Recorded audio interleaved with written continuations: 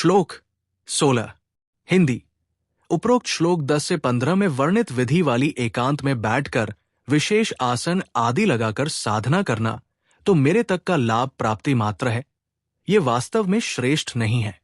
गीता अध्याय 7 श्लोक 18 में अपने द्वारा दिए जाने वाले लाभ को अश्रेष्ठ बताया है।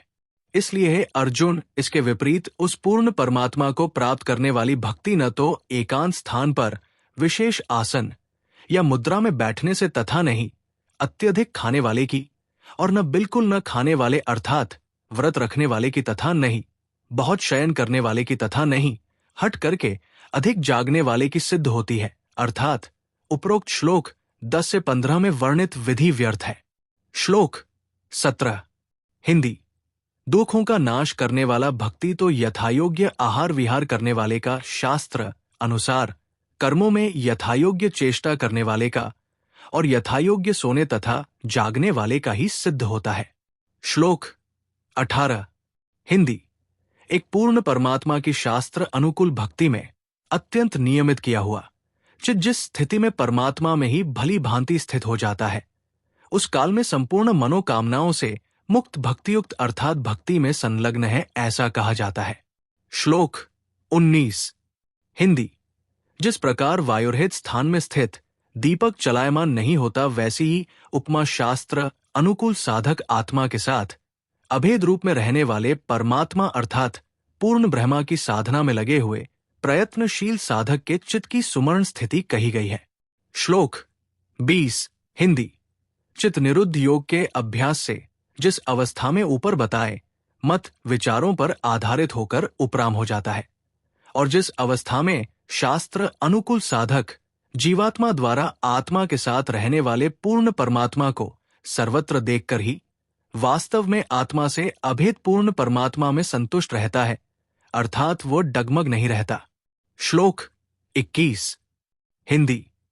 इंद्रियों से अतीत केवल शुद्ध हुई सूक्ष्म बुद्धि द्वारा ग्रहण करने योग्य जो अनंत आनंद है, कभी न समाप्त होने वाला सुख अर्थात पूर्ण परमात्मा की प्राप्ति पूर्ण मुक्ति के लिए प्रयत्न करता हुआ उसको जिस अवस्था में अनुभव करता है, और वास्तव में इस प्रकार स्थित ये योगी तत्वज्ञानी विचलित नहीं होता।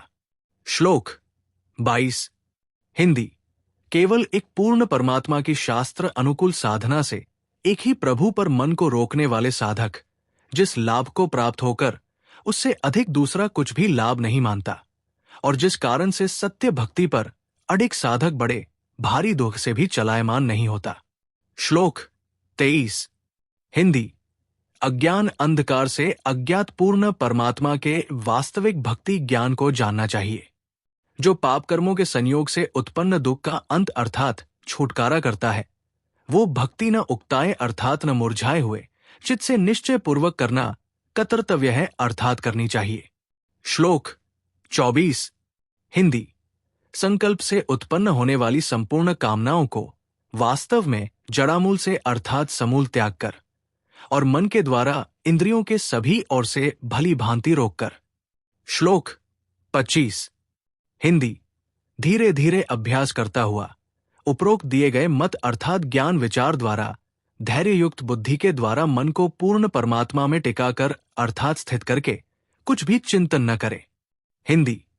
ये स्थिर न रहने वाला और चंचल मन जहां जहां विचरता है, उससे हटाकर शास्त्र अनुकूल साधक पूर्ण परमात्मा की कृपया पात्र आत्मा अपने पूर्ण प्रभु के सहयोग से ही मन वश करे।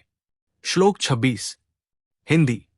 ये स्थिर न रहने वाला और चंचल मन जहां जहां विचरता है, उससे हटाकर शास्त्र अनुकूल साधक पूर्ण परमात्मा की कृपया पात्र आत्मा अपने पूर्ण प्रभु के सहयोग से ही मन वश करे। श्लोक 27 हिंदी।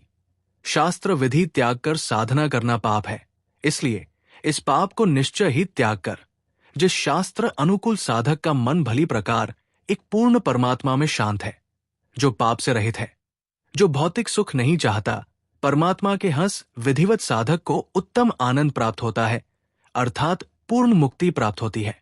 श्लोक 28 हिंदी। पाप रहित साधक इस प्रकार निरंतर साधना करता हुआ अपने समर्पण भाव से सुखपूर्वक पूर्ण परमात्मा के मिलन रूप कभी समाप्त न होने वाले आनंद का अनुभव करता है, अर्थात पूर्ण मुक्त हो जाता है। श्लोक 29। हिंदी। भक्तियुक्त आत्मा वाला, सब में संभाव से देखने वाला पूर्ण परमात्मा, जो आत्मा के साथ अभेद रूप में है, उसको संपूर्ण प्राणियों में स्थित और संपूर्ण प्राणियों को अपने समान अर्थात जैसा दुख व सुख अपने होता है, इस दृष्टिकोण से देखता है। श्लोक 30। हिंदी। जो सब जगह मुझे देखता है और सर्व को मुझ में देखता है, उसके लिए मैं अदृश्य नहीं होता और वो मेरे से अदृश्य नहीं होता, अर्थात वो तो मेरे ही जाल में मेरी दृष्टि है, उसको पूर्ण ज्ञान नहीं है। श्लोक 31। हिंदी। जो एक ही भाव में स्थित होकर संपूर्ण भूतों में स्थित मुझे भजता है, वो योगी सब प्रकार से इस समय भी मुझ में ही बरतता है।